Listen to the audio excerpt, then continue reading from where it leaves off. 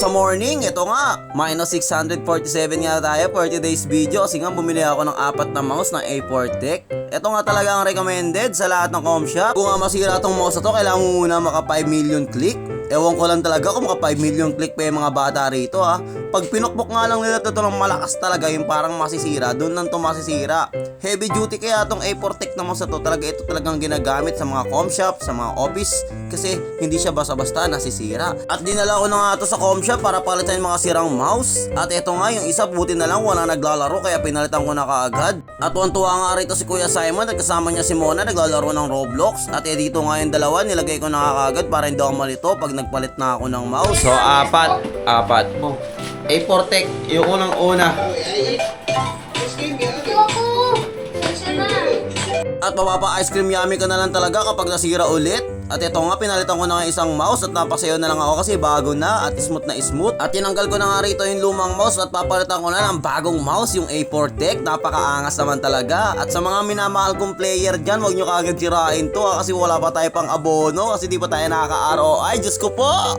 Okay naman na. Yun no? Wala nang putol-putol. Wala na.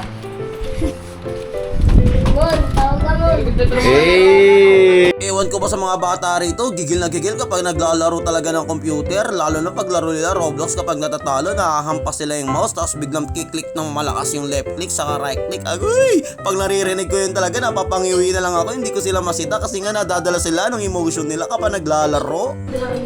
O, sirain nyo yan ha. Lagi, Ano naman? ganda. Bago. Meron nga akong tinuturuan dito maglaro ng Red Alert, si Bandamyo, kasi gusto niya pala maglaro ng mga gera-gera. At recommended ko sa kanya yung Red Alert kasi yung panahon namin, ito yung nilalaro namin, Red Alert.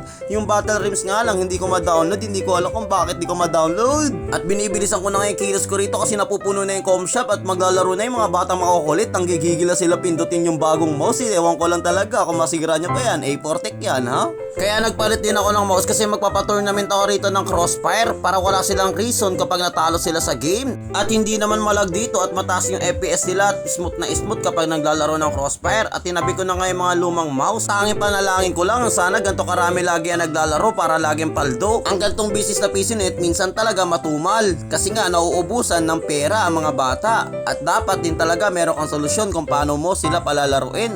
Kaya nagbibigay ako ng free time sa kanila kapag nag-share sila ng mga vlog ko para mas tumagal yung kanilang paglalaro. At maraming salamat po pala sa lahat ng mga nag-share, comment and like ng aking video. Maraming salamat po. Paalam!